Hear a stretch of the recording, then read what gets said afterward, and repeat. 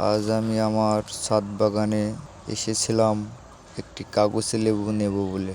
এসে দেখি আমার কাগজে লেবু গাছের গোড়ায় টমেটো গাছ এবং আরো অন্যান্য গাছ ক্যারেটের মাটি দখল করে বসে আছে। কাগজে লেবু তো একটাও নাই, দেখছি অনেকগুলা টমেটো হয়ে আছে। বন্ধুরা দেখুন, ওই একই ক্যারেটে কয়েকটা গাছ একাই হয়ে আছে।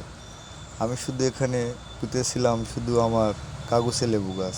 এখানে ভেন্ডি গাছ ছিল, সে ফল খাওয়া শেষ। তারপরে এসে দেখি এখানে টমেটো একাতেই হয়ে আছে। আমার লেবু গাছের লেবু সব কে নিয়ে গেছে ছিঁড়ে। বন্ধুরা দেখুন কত সুন্দর, একা থেকেই টমেটো হয়েছে, দেখতে কত সুন্দর লাগছে। আমি অনেক দিন পর আজ আমার ছাদ বাগানে এসেছি।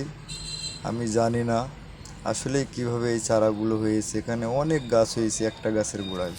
নসিবে থাকলে কতই কি না জানি হয় ভাই। সকলকে শুভ নববর্ষের শুভেচ্ছা। ভিডিওটি দেখার জন্য সকলকে ধন্যবাদ।